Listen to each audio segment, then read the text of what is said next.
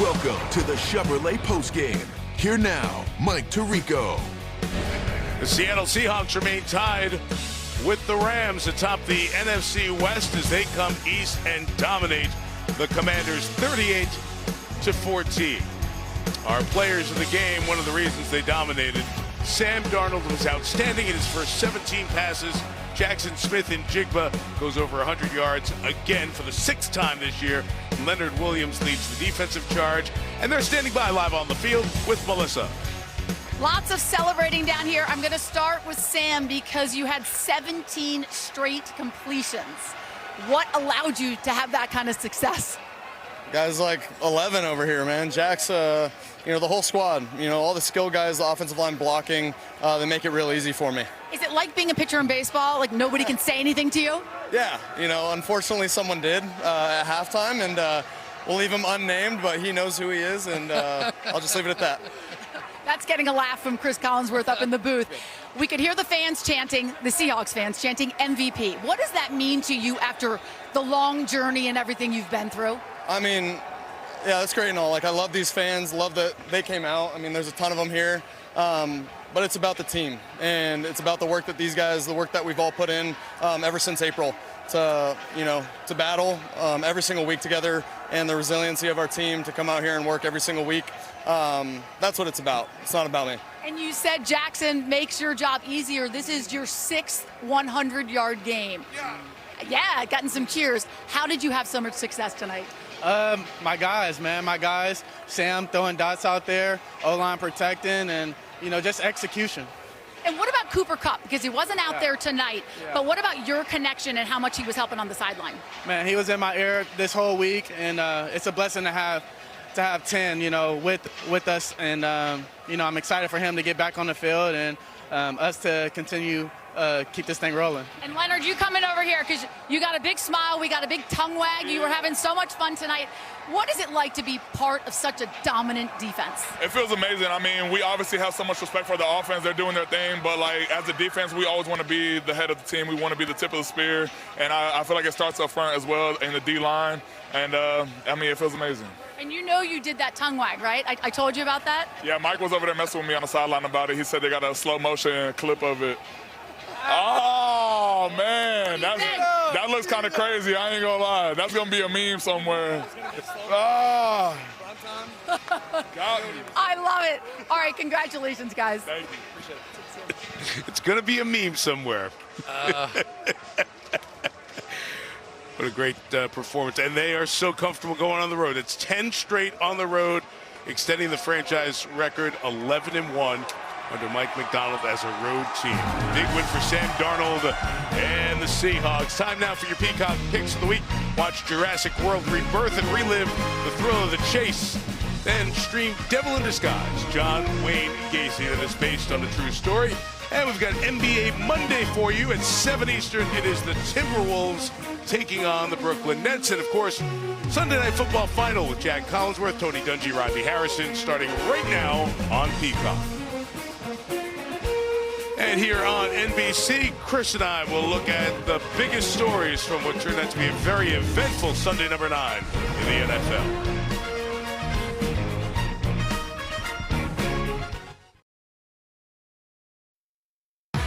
Welcome back to the Chevrolet Postgame. Stories from this Sunday in the NFL, maybe the game of the year. Unbelievable finish. Bears somehow pull it out 47-42. Highest scoring game, those 7 lead changes. And the Bengals, 80-plus points over 2 games and losing both. It's only the 2nd time it's happened in league history. The Giants back in 1966, the other ones to do that. Chicago has improved to 5-3. Speaking of improved, 6 in a row for the Broncos, 6 in a row for the Patriots at 7-2. Those teams joined Indianapolis at the top of the AFC with that Indianapolis loss to Pittsburgh in Western PA. They had 4 turnovers all season to the Colts, and they had 6 in the game in Pittsburgh. And the Packers, not only do they lose, a surprising loss to Carolina, but Tucker Kraft hurt there. And in the marquee game of the day, the Bills beat the Chiefs 28-21. They continue the regular season dominance over Kansas City. A couple of highlights from that one, really illustrative of what happened in the game. Josh Allen and the Bills got off to a good early start. Josh was terrific here. Just 3 incompletions. A couple of rushing touchdowns for Allen as well as he continues to add to his total. But in the second half, every time you looked up, Patrick Mahomes was under pressure, getting hit, scrambling. This was at the end of the game, trying to make something happen, hoping for a miracle. Game tired, not to be. And one more time, a regular season win for Buffalo against the Kansas City teams now 2 games back in the AFC West halfway through. And the Chargers and the Broncos look pretty good. Your takeaway from the marquee game of the afternoon. Yeah, I think anytime you hold Patrick Mahomes under 50%, I don't care where you're playing, how you're playing, what's going on, you've made some kind of statement. So you don't lose as many playoff games as the Buffalo Bills have lost to Kansas City and not learned something. Right. And so have they come up with a little something, the incremental increased percentage on offense, what they were able to do defensively? Because all those games, even the ones that Kansas City wins in the playoffs, they're all that close. Right, exactly. So if they gained a little edge, that would be my question. It feels like with those different teams in the league, there was some statements, significant statements made here at the midpoint of the season, week 9 of the 18, including these guys here tonight. It was a good performance by Buffalo up in Western New York and a good performance by Seattle coming east as Jackson Smith and Jigba and the Seahawks took the opportunity on national TV to tell everybody they're as good as anyone in the NFC. They are record-wise at 6-2. We'll look ahead to next Sunday night out at SoFi when Aaron Rodgers and the Steelers, off their big performance, take on Justin Herbert and the Chargers. That's as we continue on Sunday Night Football.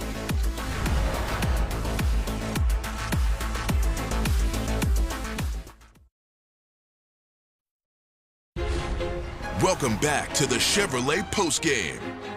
We got something special brewing. Let's go! The season is a forge.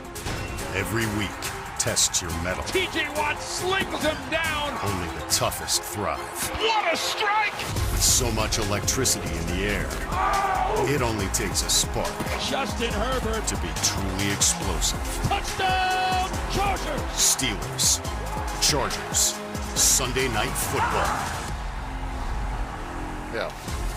This league is so weird, right? Because we walked out of Pittsburgh last week worried about the Steelers and is Baltimore going to catch them, and then they go out there and have a great performance against Indianapolis and take care of things on offense as you see the Rodgers numbers.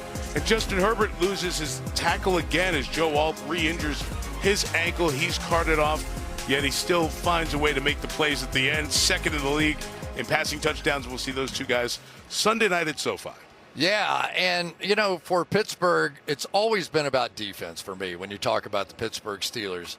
And after an opening drive by the Colts and their red-hot offense, I mean, that was the hottest offense, bar none, in the National Football League. Opening drive was tremendous. And then after that, nothing. They started turning the ball over in ways they hadn't. They started taking sack fumbles in a way they hadn't up to that time.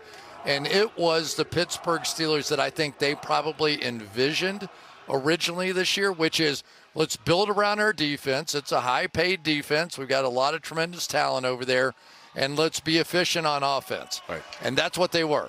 And if they can carry it forward into the season, this is a team that can scare a lot of people. And Jim Harbaugh and the Chargers, you look up, they just find ways to win. They're 6-3 on the season, and we'll see them Sunday night at SoFi. Meantime, we saw Seattle get to 6-2 with their impressive performance, led by Sam Darnold's terrific outing. He got a game ball and talked to his teammates just a moment ago. Here we go. Hey, I appreciate you guys, man. Ever since I got here, man, it's been a pleasure. Absolute pleasure, a blessing being able to play with you guys, From OTAs to training camp to right now, man, we got a long way to go. We got excuse my language. But, man, we can do whatever we want to do, man. The sky's the limit for us, but we just got to keep working. Here we go. That's impressive, too. He's got the leadership of that team. He does, and that's what they've talked about, that when he sees something he doesn't like, right to the point. And that's a little different for Sam. Yeah, so Seattle's a big story, and then the big story here in Washington is not only the loss, but the injury to Jaden Daniels. Melissa Stark's been down there checking on this. No further update beyond an elbow injury for the Washington quarterback suffered midway through the fourth quarter. Of course, the conversation will be, should he have been in the game at that point? Game was out of reach, trying to get him some reps, all that stuff. As you see him walk back for the x-rays, Adam Peters, general manager there. It's going to be a long stretch here for Washington. Yeah, and it's a fair discussion, honestly, whether he should have been in that game. It was completely over. But Jaden Daniels had been waiting so long to get a chance to get back in. You know, he wanted to try and score one there at the end. And it's a tough situation because he means everything to this team. But honestly, this game meant everything to Washington's season tonight, and they did not show up. They have lost 4 consecutive games. Seattle the winner tonight. Here in Landover, our final score, the Seahawks 38, the Commanders 14. We say goodnight from our beautiful nation's capital and look forward to seeing you next Sunday night. You look forward to, except on the West Coast, the great folks who bring you your local news, get you ready to start your Monday. Thanks to Rob Hyland, Drew Esikoff, and our whole Sunday Night Football family. Best in the biz. With Melissa Stark, Terry McCauley, Chris Collinsworth, our whole team. Mike Tirico, good night from Landover. 38-14, dominant win for Seattle.